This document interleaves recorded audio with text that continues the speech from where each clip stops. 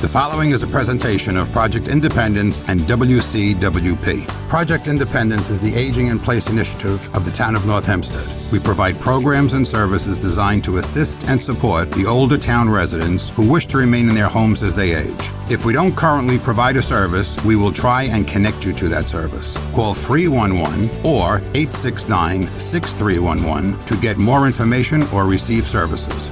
Welcome to Project Independence and You.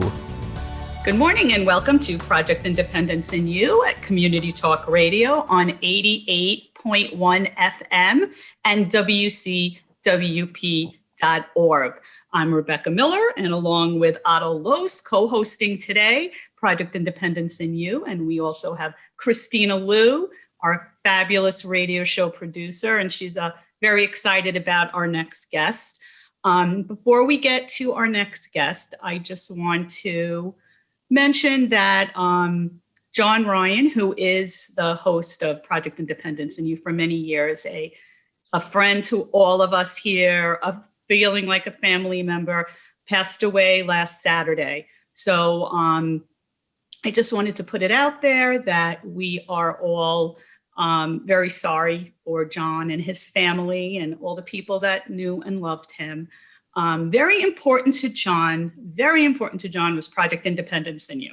The show always had to go on. He struggled, he was sick for a while. It did not matter how he felt, he would always host the show or find someone to do it. So in that tone, and we will be talking about John forevermore on Project Independence and You, and we'll probably have a show dedicated to him. This show is dedicated to him, and all shows going forward will be. So John would have wanted the show to go on, and that's what we're doing. And we do have a tremendous guest today.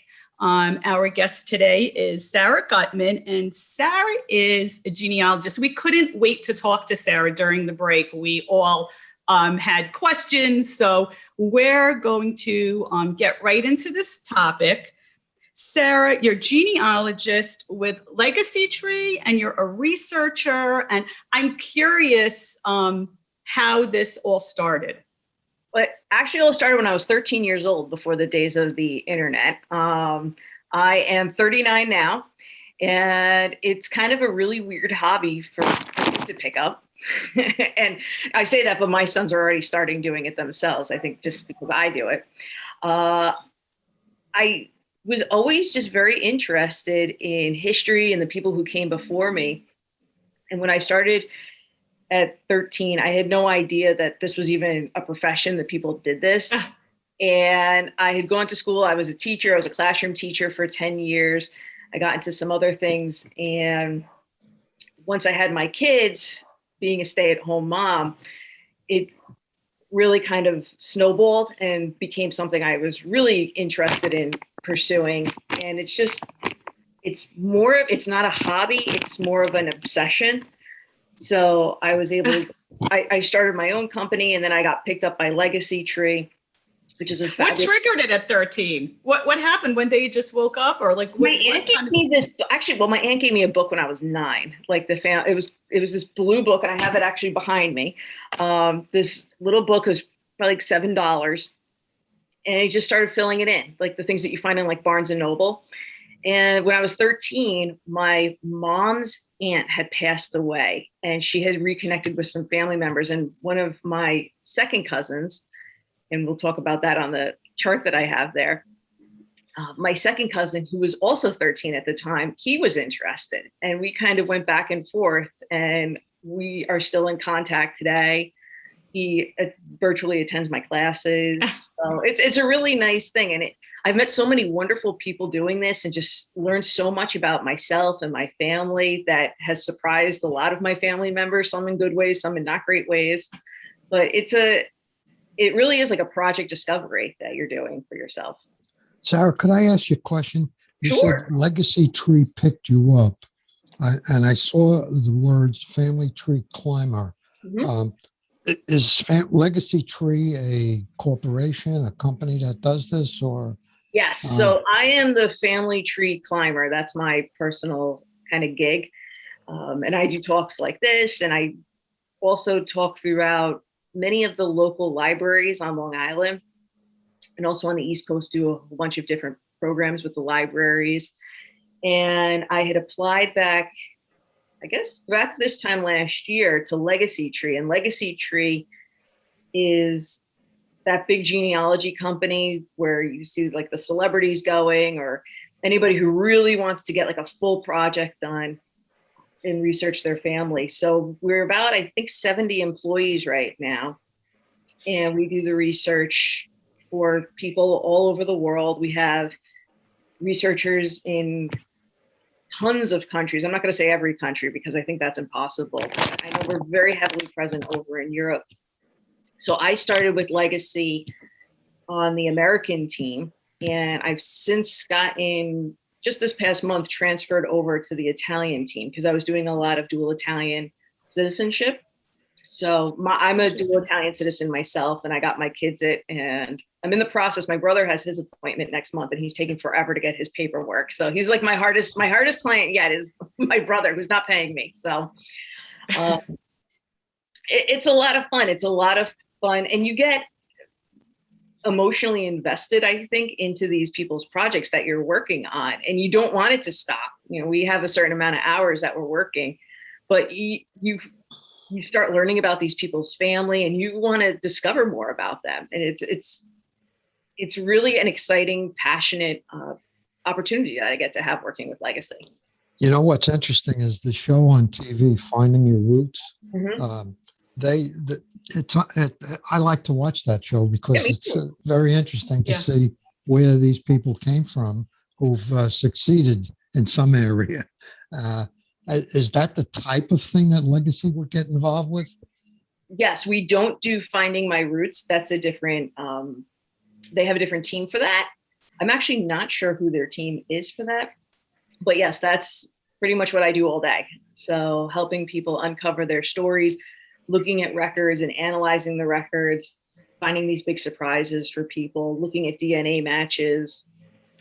So who's your typical, I want to say, client? So would it be someone like me just calling and saying, hey, I want to research my family tree? Or how would someone get in touch with Sarah? Or do you just kind of go online?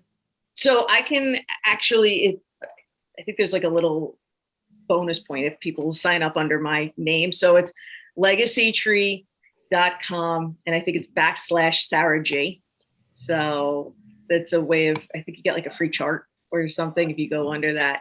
But yeah, it's just your regular person who's interested in learning about their family, because it is very time consuming. You're never done with researching your family tree. There's so many more branches you can go back. I think we have 1,025 10th great grandparents, if you think of it that way. So it just branches out so much, and you're never done researching. And because of that, I'm not here to sell it or anything, but people have jobs.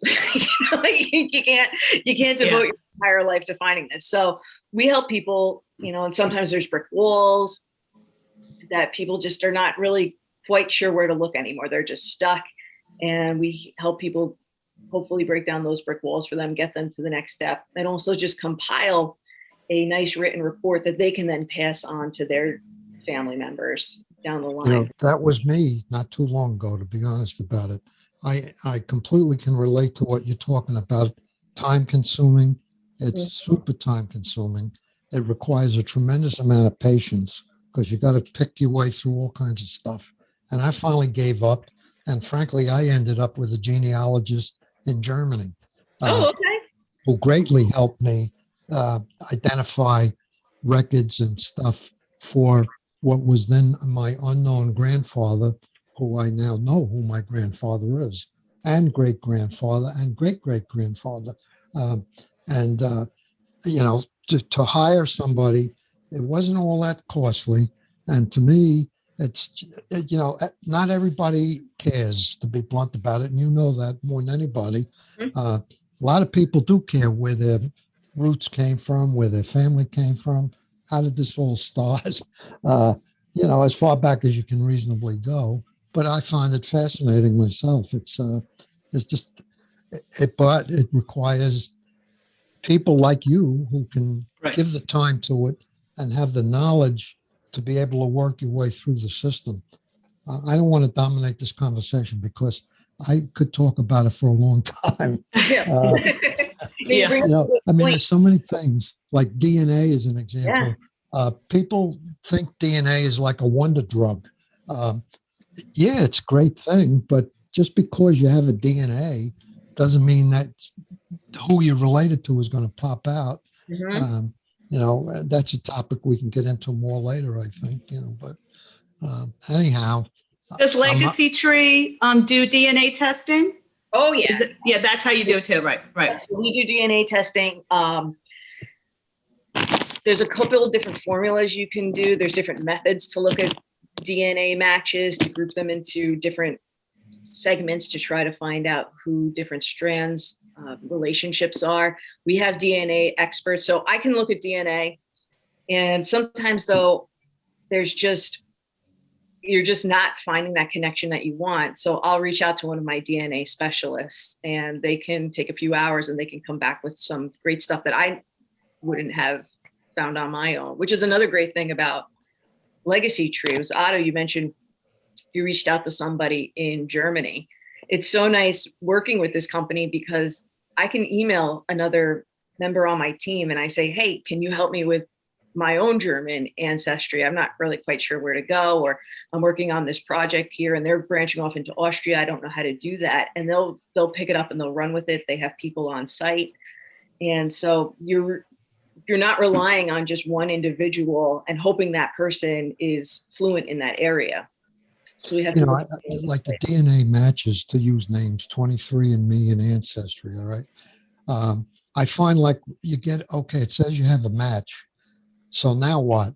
There's nothing to connect the match to. It says you have a third cousin or whatever it is. And if they don't have a family tree or something linked to the DNA, you're really kind of stuck, in my opinion. What's your thought on something like that? Well, 23andMe and Ancestry are almost two different animals. Now, I am partial to Ancestry. I don't work for this company or anything like that, but I like them a lot. I actually started using Ancestry when they were floppy disks, and it was Family Tree Maker. And Otto, I know you said you did that a while and you had to go. I remember going to, I think it was Babbage's, was like the old computer store, and I had to buy the floppy disk of the 1880 census. And now you take it for granted because it's right on there. So Family Tree Maker was bought out by Ancestry, became that thing online that we all know and love. And then they started their own software, Family Tree Maker, once again. Ancestry is really dedicated to heritage, hence by its name. 23andMe was actually started and promotes itself not as a heritage-based company, but a health company. So if you want to find out if you have a genetic predisposition for something, or if you taste more salty than sweet things, then 23andMe is definitely your go-to. Mm-hmm. Ancestry, though, has a far greater database that they're pooling people from. And to learn more about your heritage, I would definitely go to Ancestry. And the thing about Ancestry too is, Otto, as you mentioned, on 23andMe, it's really hard to see those trees, find out who you're messaged with. And honestly, I really don't I hope they're not listening right now. I get really confused. Oh, don't worry. I get really confused by 23andMe because I'm like, who are these people? And I do this for a living. I have my son on, my son when he was 5 years old. I was going to a conference in Utah for genealogy, and I was like, do you want, what do you want as a souvenir? And he wanted a DNA test. So I got him a 23andMe DNA test because that's what you give 5-year-olds. So I got his results back and I'm like, what the heck am I looking at? But Ancestry, these people have charts on there. You can pop over there. You can look at them. And I think it's and they'll give you can be related through this person. There's also a lot of great tools on Ancestry. This is what I mean. I sound like I'm a commercial. If you start building your tree out on Ancestry and you have it that it's a public tree, you can connect to what's called through lines. And it's really cool because you can see, go back several generations, maybe your great-great-grandparents, and it'll say you have 10 matches. And then you can go and you can look to see who else has been a DNA match that has connected through this individual and see where they fall. So that's a really great feature. There's also, with Ancestry, when it gets really confusing, there's a color coding option that you can do. I can bring up my chart. I don't know if that's, Yeah, I was going to say, Sarah, so compared to Ancestry.com, I think I shared with you that I just recently did it. I got back some results, but I'm going to ask you about that later. Are you similar? Is Legacy Tree and Ancestry.com similar companies, or do you do different things? We do different things. So Okay. Ancestry is really what you're going to be playing around with online, where you're putting your family tree, where you're looking for records. And Legacy, I guess, would be the company that would help you analyze those records. We would find those records for you. Now, I'll also mention too, that, are you familiar with Family Search? I am, yes. All right, great, Otto. So That's the Mormon one that's out in, well, actually, people don't know this. what it was in Utah. Yeah, it still is. Right.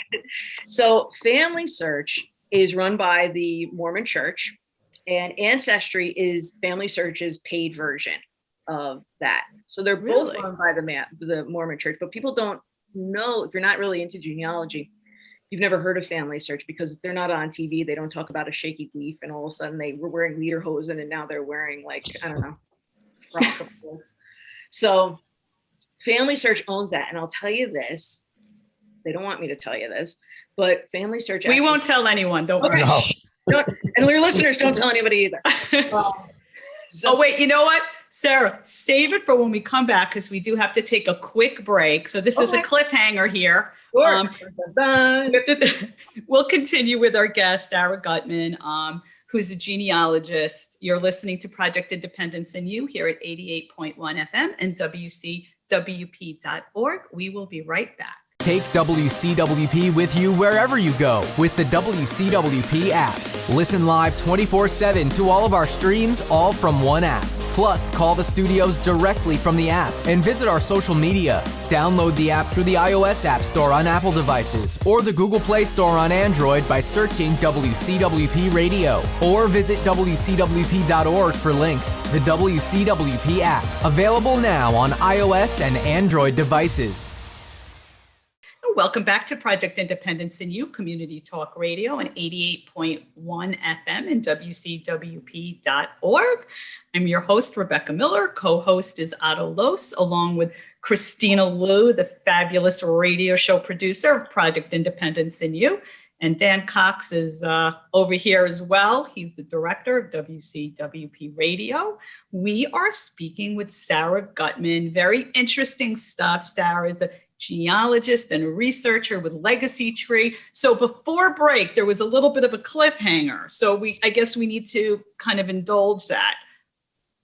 Do we not remember what that cliffhanger was? You were about to. I appreciate that you asked me if I remember that. I do remember it. So the question was about Family Search and comparing that to Ancestry and how they kind of compare, relate, and why Family Search, the free version, is a little bit better than Ancestry. So as you mentioned earlier, Family Search and also Ancestry is based in Salt Lake City, Utah. If you ever have the opportunity to go out there, they have an amazing family history library. So it used to always be that you had to go to Family Search Library in Utah to go look at a lot of these records. Wow. Yes, you could go to a local family history center near you, and they do have them all over, especially Long Island, and order some microfilm and you could see it. But what happened because of the pandemic, which is actually phenomenal, all of the microfilm that is inside of the Family History Library, which is billions and billions of records, millions of different microfilm, they've digitized everything. So you no longer have to go all the way out to Salt Lake City to do research. So I can go onto my computer, which is what I do all day, and I can go into the Italian records and look at them Whereas I would have had to go to Salt Lake City beforehand to go do that. Wow. And that is something that just came out, I think about 3 weeks ago, so that they have released all these records. Now, some of these records, especially New York, because New York is a little stingy sometimes with their records, and there's a little lock, like a lock and key next to the symbols, or it says you have to go to a family history center to view these records. You don't actually have to go out to Salt Lake City. You can go online and you can Google family history centers near me. And a lot of times they're your local libraries or in the neighborhood of your local libraries. And you just go there and you log into their internet. And sometimes people would it's called, in the world of genealogy, it's called parking lotting. I don't know. But you just tap into their Wi-Fi and you can see these records that are otherwise locked. And again, you don't have to go all the way out to Salt Lake City, which I'm sure like their board of tourism probably does not appreciate, because they're probably losing a lot of revenue with people not having to go to Salt Lake City to go look at these records anymore. But, You know, you mentioned earlier about Ancestry with the DNA being much better than 23andMe, and 1,000% agree. I actually discovered who my grandfather was with my DNA on Ancestry, and there was a match with a young lady who was the great granddaughter of my grandfather, and that's how I was able to discover, you know, the name Meyer is one that I knew at least, but I didn't know how to spell it. Mhm. And you know, that was at least a piece of information. So I give a big credit to Ancestry DNA, Yeah. because otherwise it'd be a mystery that for some reason I really wanted to know the answer. That's Who was great. my father's father? Yeah. You know, for my kids, for the future, you know, for other people. Unfortunately, my father never knew, but he hopefully knows. Yeah. You know, and anyhow, it's great stuff. It One of really the is. things that you were talking about with, can I screen share for a second and I'll walk through this? So sometimes what you get is what you had mentioned earlier, Otto, that you see all these people and you're not really quite sure how they're related to you, right? On your DNA matches. Ancestry has something that's pretty cool, and it is get this up here for you. There we go. It's a feature where you can label your matches, and it's a color coding feature.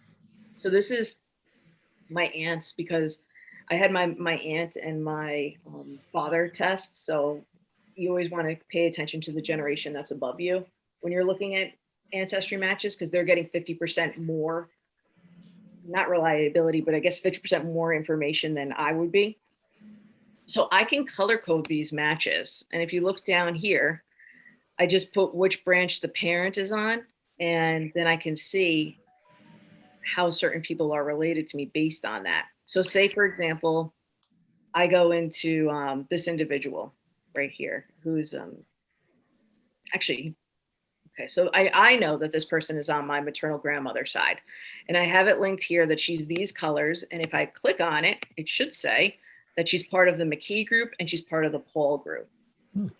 I can then go on to here for my shared matches, and I want to see all the other people who are related to me.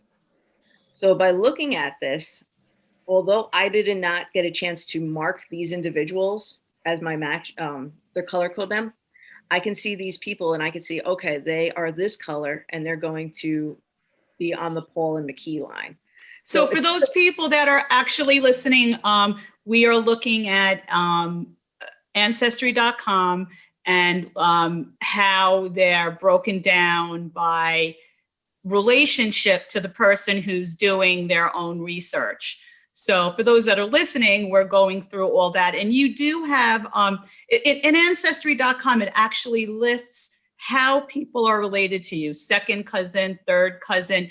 And then it also provides details, which I would like a little bit more understanding, 3,447 cm. It kind of breaks down further, I guess, how your DNA is linked to you. I mean, I'm assuming that's what those numbers mean. So I don't really know. What do those numbers mean? So that is a centimorgan. So based on how many centimorgans that you share with an individual, determines the possible relationship with them. So sometimes we'll get inquiries from people and they say, I think I just found my brother, you know, and they're super excited or they're super upset about it because they didn't know they had a brother. And we can look at how many centimorgans, those CMs that they're sharing, and say, Right. okay, this relationship is possible or this relationship is not possible. And one of the things that Ancestry will give you is an idea of what your possible relationships with this person could be based on your centimorgans. So say, for example, your second cousin could share as much information, and I'm not really quite sure if this is true or not. I'm kind of making this up as an example. Right. Your second cousin is sharing the same amount of DNA as your great-great-grandfather. So now you have a choice. Is this person my second cousin or are they my great-great-grandfather? Well, God bless you if your great-great-grandfather is still alive. So Right. you can kind of eliminate that and say, okay, this person is this relationship based on their age, based on your age, Right. of what you're looking at. Sometimes, and if you have Ancestry DNA, you've probably gotten this message from people saying, I see we're related. I'm not really quite sure how.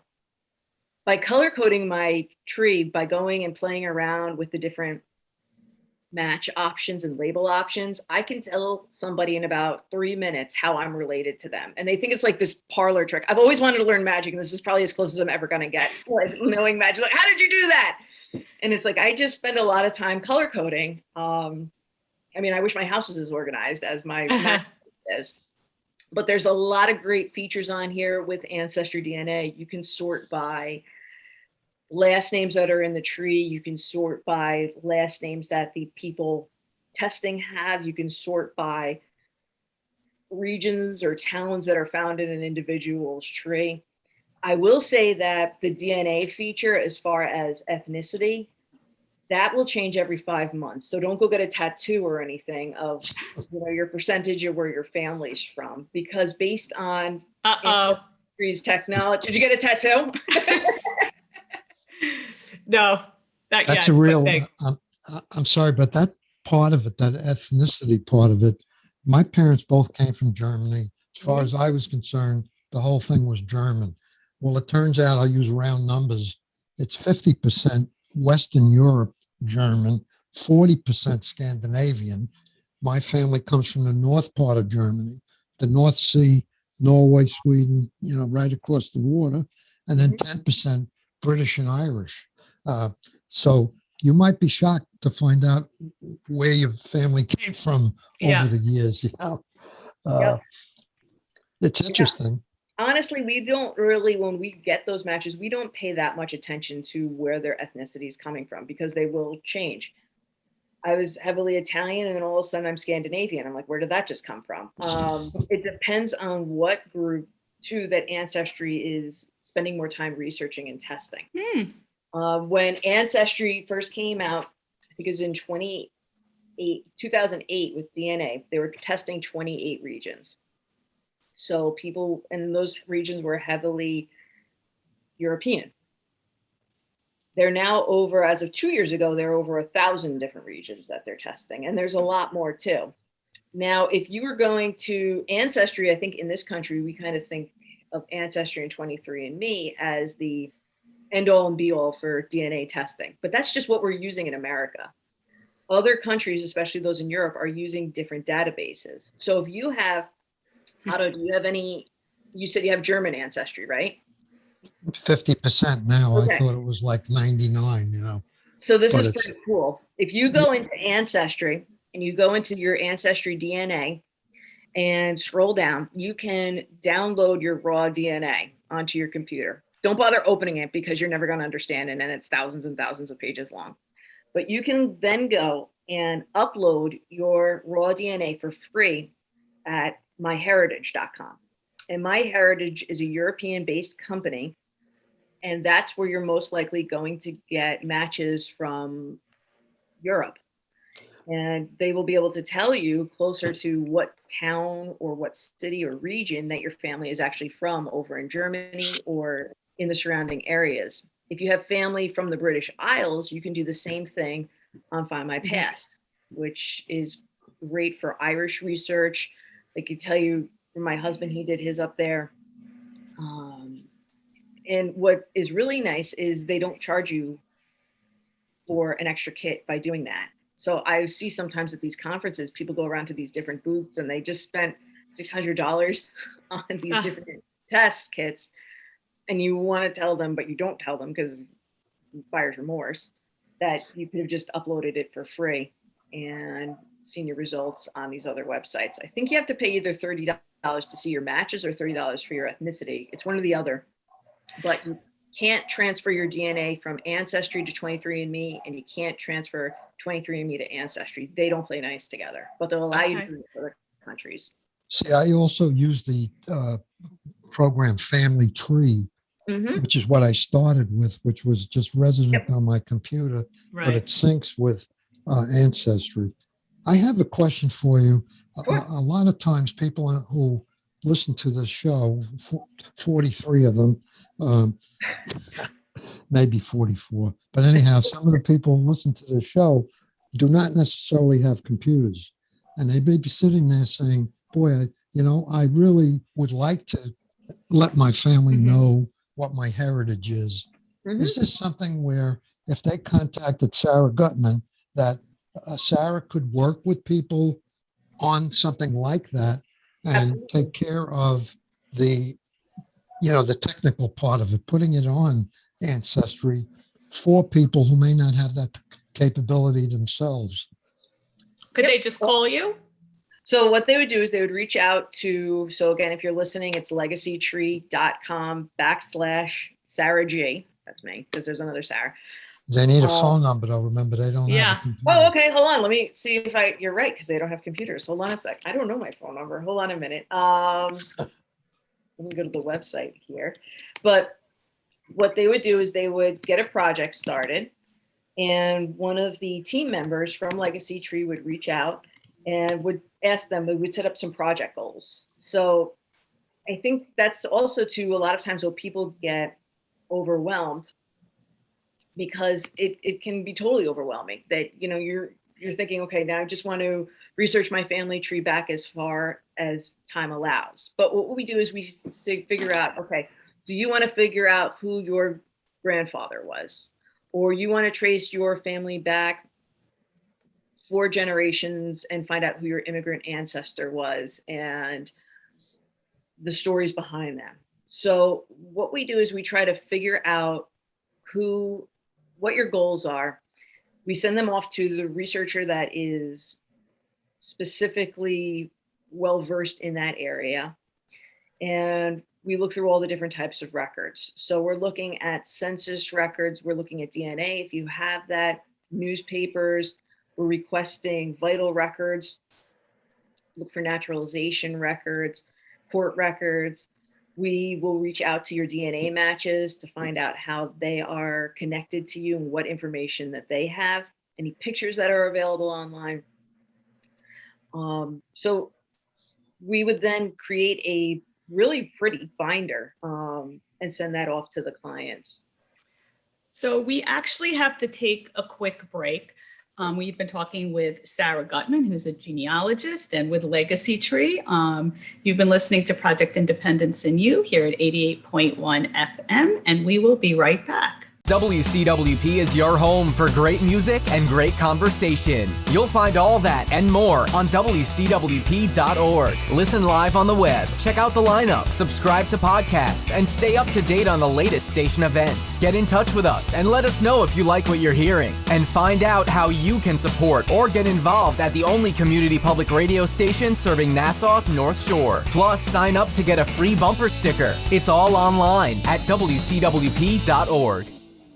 Welcome back to Project Independence in You on Community Talk Radio, 88.1 FM and WCWP.org. I am Rebecca Miller, along with Otto Loos, the wonderful co-host, and Kristina Liu, the excellent radio show producer. I'm just trying to find adjectives and verbs, along the way after every break. We've been speaking with Sarah Gutmann, who is a genealogist, and just really a pleasure to have on the show. I just want to put it out there. You're a pleasure as well. Thank you. Thank you so much. So are you, Otto, Kristina, Dan. Real pleasure. So I was just, I disclosed to you that I recently did Ancestry.com. I got back my results, and, I'm not really sure what I want to do with it all, what I'm going to pursue. But, I did get back a whole lot of second and third cousins. And, when I kind of clicked on some of them, they haven't been on since 2020, or, they don't have a public tree. So there's really no way to connect unless I go further and maybe upgrade my membership. But my first question to you is, this always confuses me, what the difference is between cousins. What's the difference between a cousin who's once removed, and what does that mean? And a second or a third cousin? Is it my cousin's kid? Is it, my mother's cousin's kid? How do you kind of break down second, third cousins removed? So I have this dilemma all the time, and these phone calls I'll get from my mother. I was just saying earlier, my mom was like out to dinner with friends, and she was like, "Can you tell me the relationship between these people?" And I'm like, "Okay, Mom." So my cousin, I'll give you an example. My first cousin, Susie, had a baby.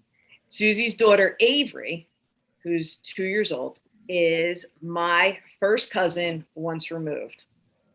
Avery, to my sons, who are 5 and 7, so my sons and Avery are second cousins.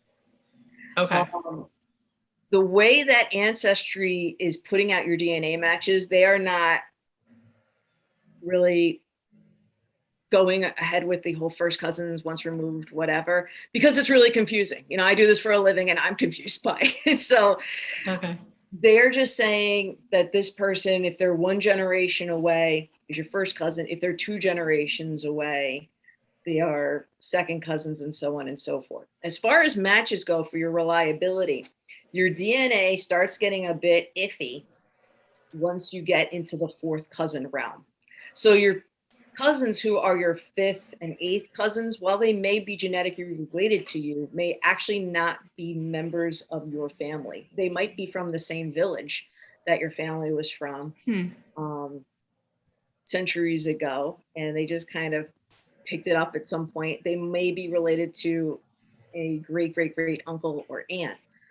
But if you're having a family reunion, in most cases, you're just getting your second cousins once removed, which would be if my cousin's daughter has a baby later on, that'll be my actually, what is that? I'm like, oh, exactly my point. On my chart, that would be my first cousin twice removed. Okay. It's really weird. So I have several second cousins that I don't, a couple of the names are familiar to my mother when I did run it by, and then third cousins that there was like 40, and some had familiar names and some did not. And I'm just like, I don't know where I want to go, but I was, I'm 100% Ashkenazi, which is basically what I thought from my family, Central European, so it was cool to kind of see heavily from Belarus, going back. And it's just very interesting, to see everybody in my background, where they were from, and all the parts of Europe. So if you're thinking about, as far as like the second cousins, for your second cousins, you share great grandparents. So your third that's good to know. That's probably the easiest way to break it down. Okay. Great grandparents. Your second cousins. If you're a third cousin, you just think of it that way. You're going back another generation. So you're sharing great grandparents. Okay. Fourth cousins, that's kind of how they're doing it there. However, because of that whole once removed, twice removed, who are these people? And I'm laughing because I just was thinking my mom has a very big family, and we had gone up to Pennsylvania for this big family reunion, and we're kids and we don't really know who these people are. We've never seen them, and we spend the day with these people, and my mom gets back in the car, and we've just driven 7 hours. I didn't recognize any of those people. I don't even know if that was my family. My father was furious. That's too funny. Sarah, just Yeah, so I was just thinking about that. we're kind of assuming here that people have started trees or whatnot. And I think one of the areas that you get involved with is building trees. Mhm. And I reflect in my own life. My mother saved everything, thank God. Oh, Citizenship papers, wow. notes about how she learned how to speak English when she Wow. came from Germany, Awesome. uh, papers for the ship, all kinds of things, all right? A handwritten basic tree of her family and my father's, very basic, maybe 10 names. Now, other people who listen to this show could be in my mother's category in that they have a lot of papers, they have a lot of information, but it's not put together, and they may not have the ability to do that. And we started on this a little earlier.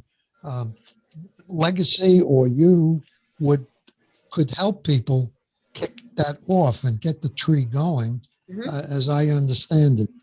Is that true? That's correct. So we'll get people who they have all these documents and they're not really quite sure if the document's any good. And we're talking letters, newspaper articles, Right. and they'll send it to us and we will thoroughly go through each one, pick out what is relevant to the goal that we're researching, and compile it, make it look really nice in these binders. And again, it's something that can be passed down to family members, because I think this is one of my greatest fears. If God forbid there was ever a fire in my house, my husband knows after we get the kids and the dogs out, I have to come back here.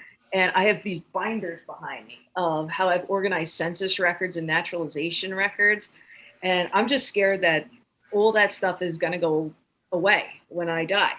And I think that is a real concern for a lot of people, is they have such wonderful treasures, such stories about their past, and they just aren't, there's so much of it, they don't know how to organize it, if it's something even worth keeping, and who to pass it along to. So that is something that we do help people with, is creating these really pretty, the coffee table books almost, research You know, papers. So, you hit a Oh. chord with me just now, because one of the things on my brain is, you have all this stuff, mhm. and to think that somebody's going to go through what took me 10 years to put on Ancestry, or 20 years, is probably not real.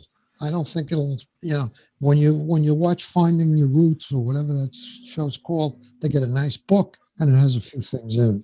Is that something that you get involved with? And do they have the capability of printing books that? Yes. So we will give you we don't do, I think it's more of a binder than a book, you'd want to Well, say, a but binder, yeah. yeah, it's the same thing, where we will tell you the description of people. We have two different ways we can do it. So one is a narrative format, so we're telling a story. The other one, based on what the research goal is and how much time we have, we'll do it what's called an analytical format, where we have a chart where we analyze each record, we're sourcing each record, and then at the bottom, so say, for example, I want to say, who are the grandparents of Sarah Gutmann? I would be researching and writing down all the records relating to my grandparents. And then at the end, I would have a summary about what I've just learned from those records.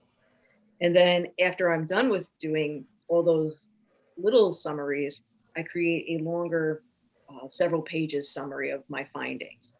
Based on if I'm finding the narrative format, I think the longest one I've written so far is like 70 pages. And that's just handwritten, well, not handwritten, it's typed. And then we include all the documents that you have. We've sourced everything, because that's another thing that a lot of times people forget to do, because it's very time consuming, is figuring out, where did you get this document? If my crazy Aunt Betty is telling me that I am the great, great, great grandchild of Christopher Columbus, well, that's fine and good, but how does she know that information? We want to be able to source that information so that it's something that's reliable. And because you have no idea who's going to be wanting to pick this up. This could be generations from you down the road. I wish that my grandparents are 91 years old and they have no idea of whole bunch of stuff about their family. I call my grandpa he's really into it. I actually got dual Italian citizenship. And it was a shock because my grandfather was always told that his father, by his own father, that he was born in Yonkers, New York. And I found out that the whole family was from Italy. My grandpa was really sad about that because he felt as though his father had been, deceiving him for his life. But eventually, he helped me with my Italian citizenship, and I've been since able to get my family dual Italian citizenship as well because of that discovery. So you never really know who's going to be interested in it, and I think I would just love to just go back to my ancestors and be like, can you please just write something down? Sarah, do you have a particular, or a favorite story about someone you helped, or something that really stands out where maybe they had a very famous, ancestor, or just a particular family that was surprised to find things? I just kind of like a favorite. It's so funny because it's almost like each case you get is like your favorite. Right. The most current. Yeah. Yeah. There's so many great things. I just did 2 DNA cases a few months ago that were just so interesting, helping people find out who their grandparents were. And then everything, like the brick walls just found out, and you just get all this great information about their ancestors, and their stories, and really just giving this person almost this new sense of identity about these people who came before them. I'm just thinking off the top of my head, one of the things that I had done recently, which I thought was interesting, was there was a family who the husband had passed away, and he was relatively wealthy. And the woman, so this is in 1910, okay? His wife was supposed to be getting all of his money, his inheritance. Well, his son-in-law didn't like that. So he had his mother-in-law committed to a mental institution, assumingly against her will. And he basically took all the money from the family. And women back then were not able to have these rights where they could say, I don't want to be put in this mental hospital. I want to get checked out. And this woman died there. She lived there for 7 years. She passed away.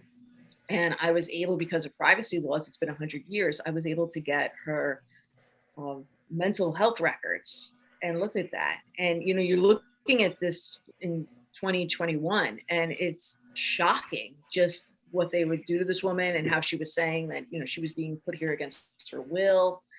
And, you hope today that's something that would never happen. But, back then it was a very common occurrence that these men were just able to take these women and just lock them up. And the reason he said that was because she was grieving the death of her husband.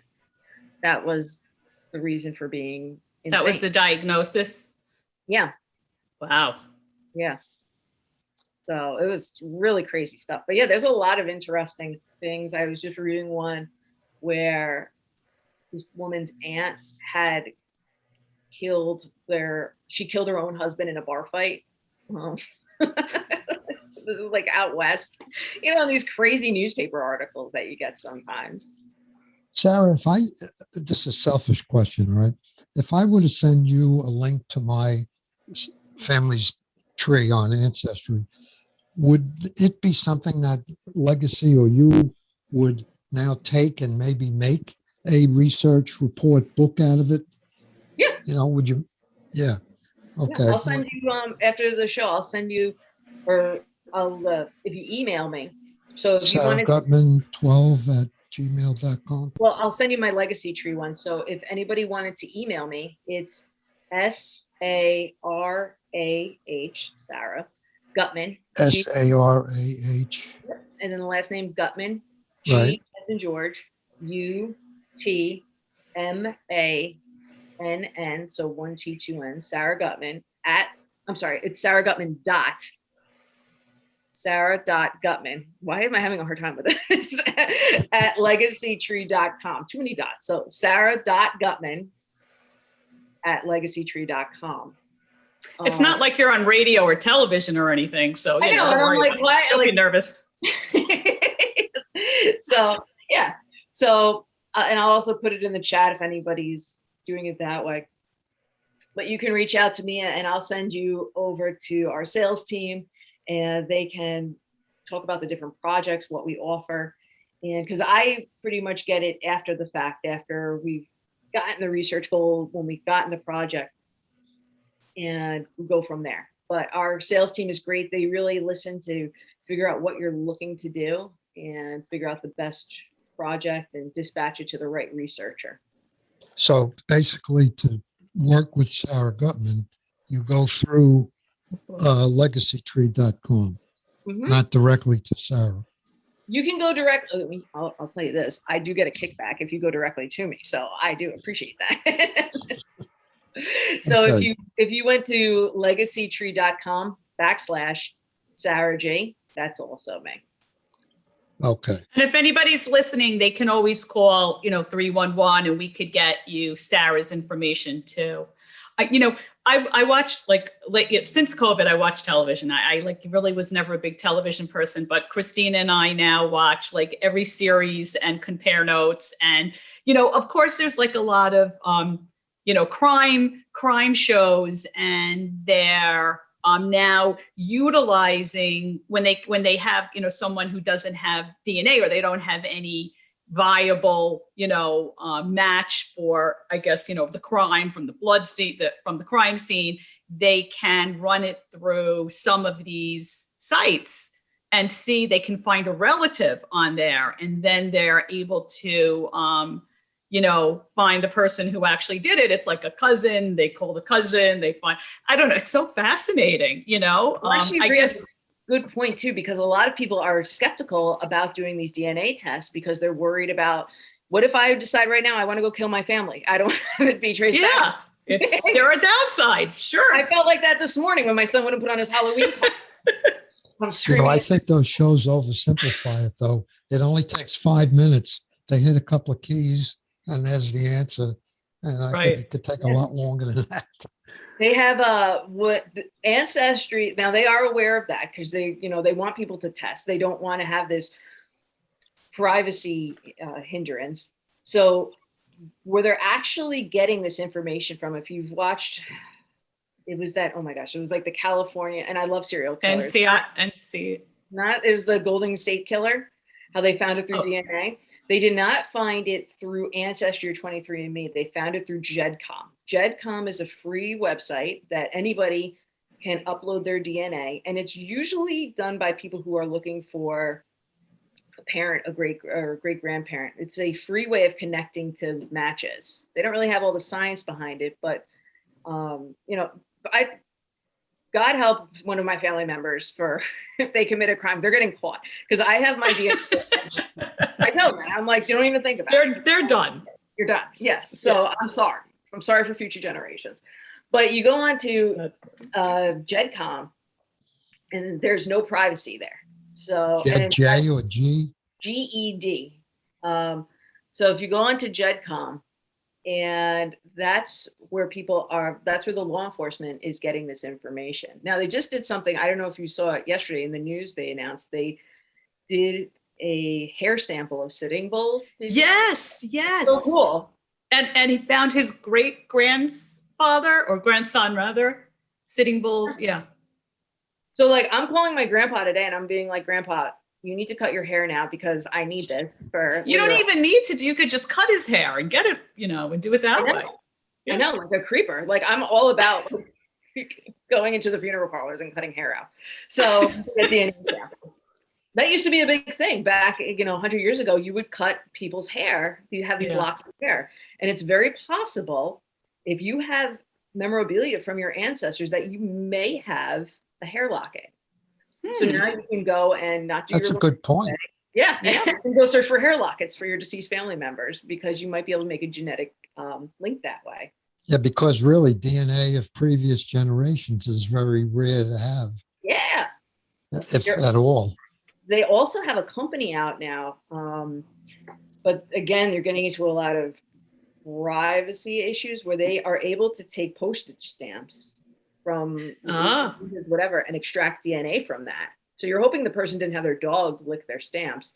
Exactly. And do that. But what they're having a problem is Now you think that your neighbor, is a creep and you're getting their mail and you're sending it into the DNA to get it analyzed to see if they match a crime scene. So that is this ethical dilemma we're faced with right now. But hair lockets from past generations are okay.